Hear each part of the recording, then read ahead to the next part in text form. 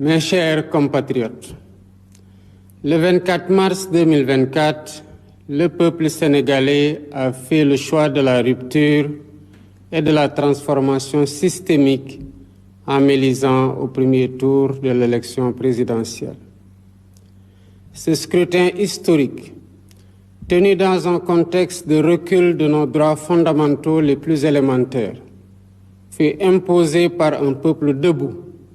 un peuple qui a préféré le courage à la résignation.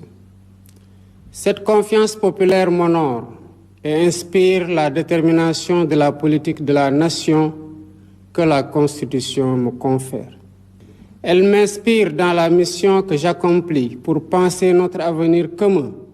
et pour rompre avec les méthodes de gouvernance anachroniques au regard des exigences renouvelées de notre société politique. Dès mon installation, j'ai entrepris de faire l'inventaire, comme m'y oblige l'article 1.7 de la loi portant code de transparence dans la gestion des finances publiques. Les résultats de l'audit soumis à ce jour à la Cour des comptes pour validation font ressortir une gestion publique empreinte de légèreté qui ont occasionné des dérapages volontairement cachés dans la gestion des finances publiques, avec une évolution incontrôlée de la masse salariale, de la dette et des intérêts de la dette, une non-maîtrise des subventions et un dérapage dans les tirages sur les ressources extérieures. Les manquements notés ont entraîné une détérioration grave du cadre des finances publiques de notre pays. Le gouvernement, après échange avec les partenaires techniques et financiers et les autres partenaires, reviendra largement sur le sujet et le rapport approuvé par la Cour des comptes fera l'objet d'une publication. D'ores et déjà, je tiens à assurer que les responsabilités seront situées à tous les niveaux de la chaîne administrative et politique. Mes chers compatriotes, mon serment devant Dieu et la nation d'honorer nos institutions et tremper du sang des Sénégalais tombés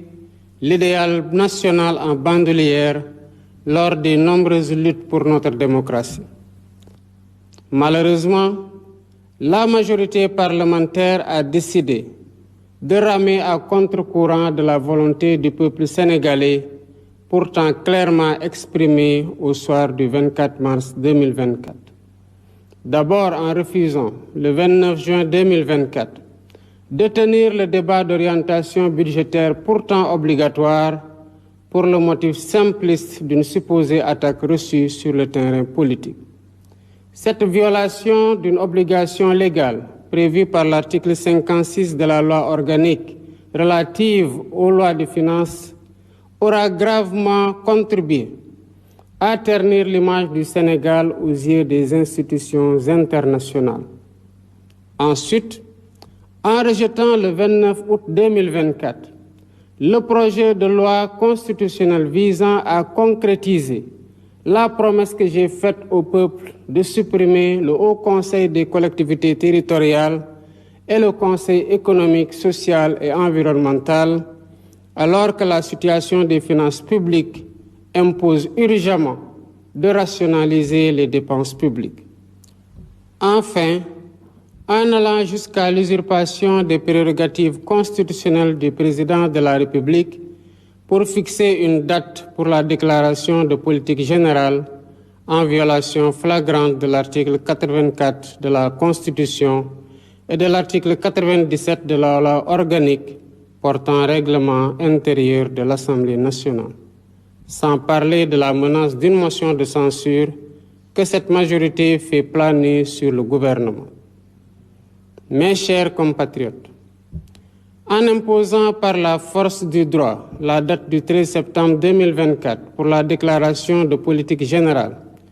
il ne s'est pas agi de duper le peuple sénégalais,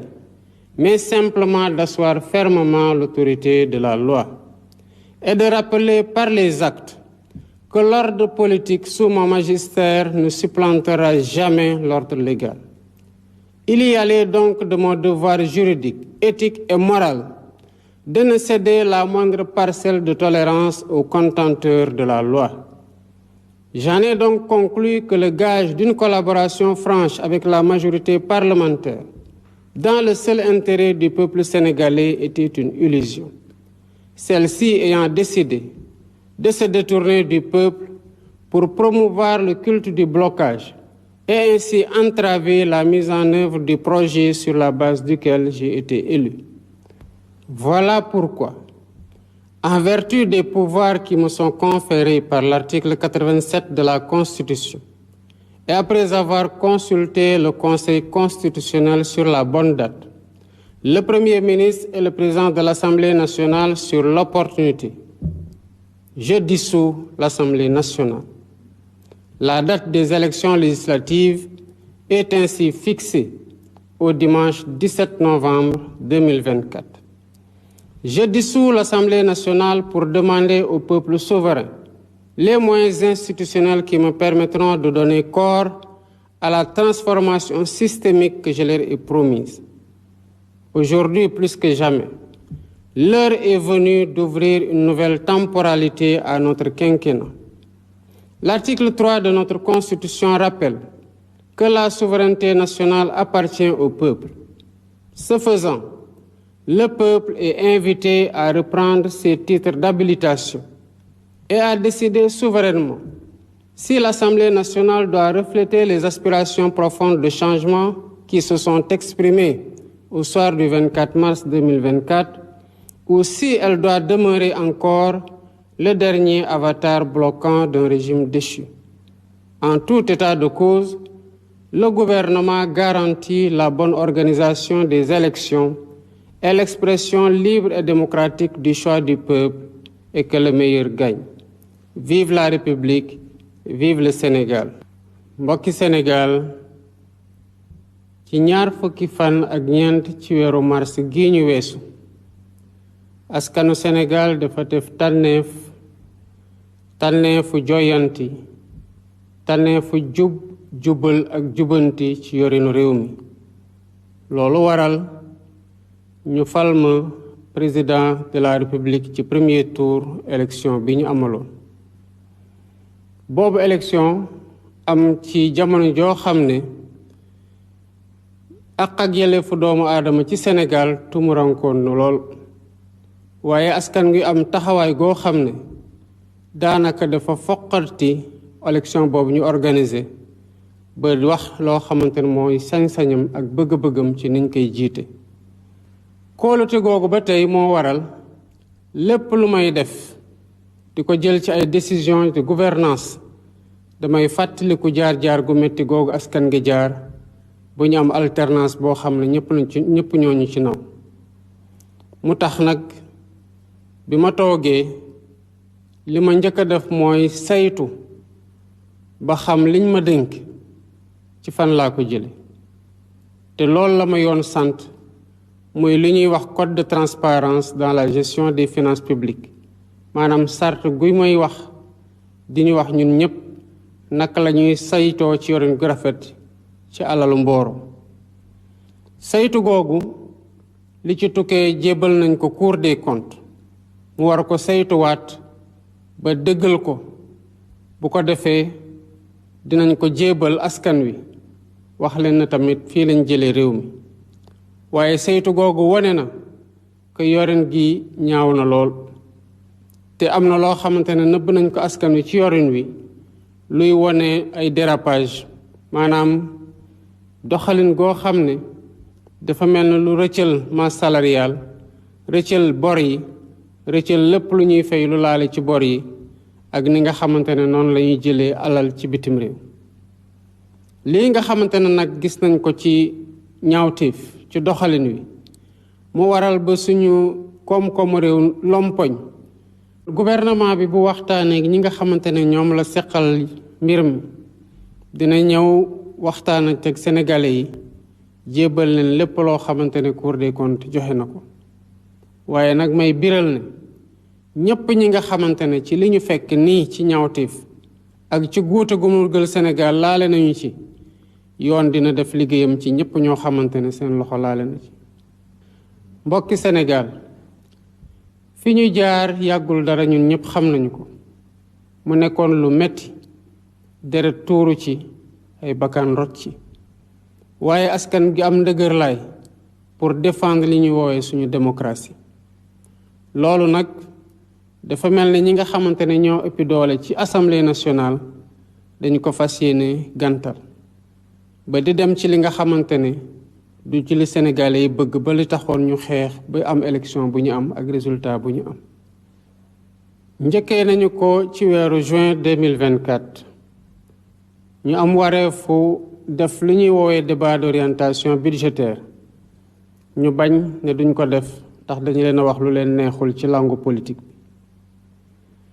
loolu nag di jalgati ci charte bi nga xamante ne moo yoonal lépp lu laale ci loi de finance fii ci Sénégal moo yàq deru Sénégal ci biir réew mi ak ci bitim réew. loolu doyul ñu toftal ci weeru août 2024 ba tey ma jébbal leen projet de loi pour ñu réviser constitution bi ndax ñu mën a dindi Haut Conseil des collectivités territoriales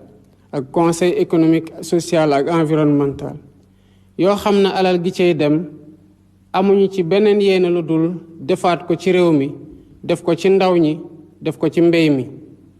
ñu bañ ne duñ ko dindi donte loolu laa diggalante askan bi ba tey. dem nañu sax ba foqar ci sañ-sañu président de la république bi ma doon di fixer datu déclaration de politique générale salfaañe article 84 suñu constitution ak article 97 loi buy porter règlement intérieur u assemblée nationale. waxatuma sax ne ñu naan dañuy daanal gouvernement bi nga xamante ne moom lañ fi teg. mbokki Sénégal gannaaw bi ma gisee ne ñii fu ñu taxaw nekkatul ci yoon ak ci yoonal